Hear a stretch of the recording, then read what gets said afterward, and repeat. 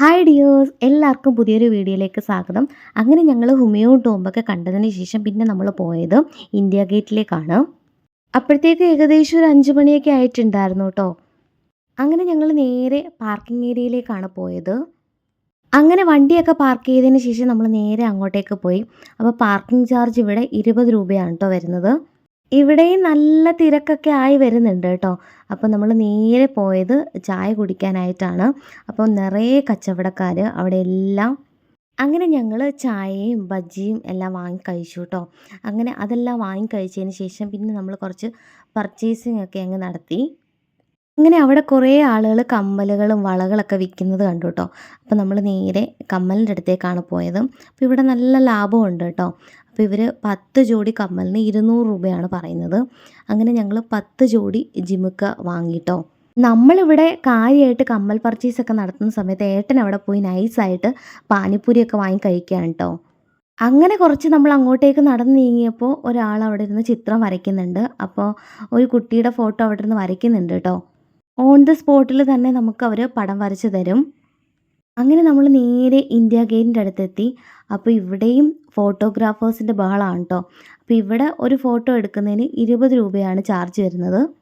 അങ്ങനെ ഞങ്ങൾ ഇവിടുന്ന് കുറച്ച് ഫോട്ടോസൊക്കെ എടുത്തു കേട്ടോ. അപ്പോൾ അത് ഞാൻ വീഡിയോയുടെ എൻഡ് ഭാഗത്ത് ആഡ് ചെയ്തേക്കാം. ഇതിൻ്റെ സൈഡ് ഫുള്ള് അവർ ഗാർഡനിങ് ചെയ്തിരിക്കുകയാണ് കേട്ടോ. അത് നല്ല മനോഹരമായിട്ടുണ്ട്.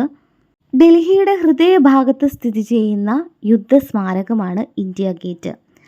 മഞ്ഞയും ചുവപ്പും കലർന്ന മണൽക്കല്ലുകൾ ഉപയോഗിച്ചാണ് ഈ കവാടം നിർമ്മിച്ചിരിക്കുന്നത്. പല പല നിറത്തിലുള്ള ബൊഗെയിൻവില്ലയും അതുപോലെ തന്നെ റോസാ ചെടികളൊക്കെയാണ് കേട്ടോ കൂടുതൽ ഇവിടെ ഉള്ളത്.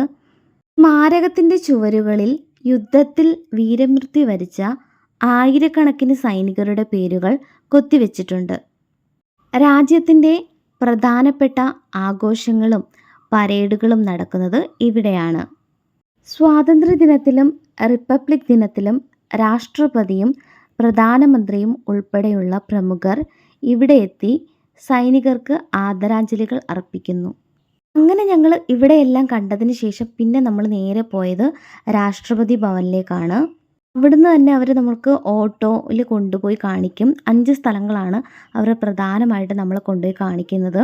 അങ്ങനെ കൊണ്ടുപോയി കാണിക്കുന്നതിന് നമ്മൾ പ്രത്യേകം അവർക്ക് പൈസ കൊടുക്കണം.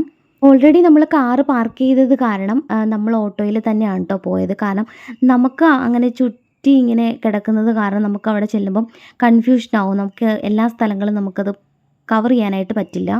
ഇവിടെ ഉള്ളവർക്കാവുമ്പോൾ ഇവർക്ക് എല്ലാ കാര്യങ്ങളും അറിയാം. അപ്പോൾ അതുകൊണ്ടാണ് നമ്മൾ ഓട്ടോ വിളിച്ച് തന്നെ പോയത്.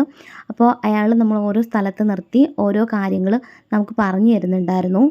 അങ്ങനെ ഞങ്ങൾ 4 സ്ഥലങ്ങളും കവർ ചെയ്തതിന് ശേഷം ലാസ്റ്റ് രാഷ്ട്രപതി ഭവനിൽ എത്തിച്ചേർന്നു. നമുക്ക് അകത്തേക്ക് കയറാനുള്ള പ്രവേശനമില്ല. നമ്മൾ വെളിയിൽ നിന്നാണ് കാണേണ്ടത്. കാരണം അവിടെ നിറയെ സെക്യൂരിറ്റീസാണ്. അവിടെ വർക്ക് ചെയ്യുന്ന ഓഫീസ് സ്റ്റാഫിന് മാത്രമാണ് അവിടെ കയറാനുള്ള പെർമിഷൻ. നമുക്ക് ആർക്കും അകത്തേക്ക് കയറാനുള്ള പെർമിഷൻ ഇല്ല. നമുക്ക് പുറമേ നിന്ന് തന്നെ ഫോട്ടോസും വീഡിയോസൊക്കെ എടുക്കാം. അതുപോലെ തന്നെ അവിടെ നിന്ന് നമുക്ക് അവർ ഫോട്ടോസൊക്കെ എടുത്തുതരും ക്യാമറയിൽ. അതിനും 20 രൂപയാണ് ചാർജ് വരുന്നത്.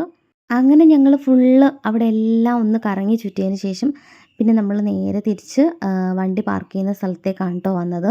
അപ്പോൾ ഇന്ന് നമ്മൾ ഇവിടെ സ്റ്റേ ചെയ്യാനുള്ള പ്ലാനാണ്. അപ്പം നമ്മൾ എൻ്റെ ഫ്രണ്ടായ സൗമ്യശ്രീയുടെ ക്വാർട്ടേഴ്സിലേക്കാണ് കേട്ടോ ഇവിടെ നമ്മൾ നേരെ പോകുന്നത്. അപ്പോൾ അവൾ ഡൽഹിയിലാണ് താമസിക്കുന്നത്.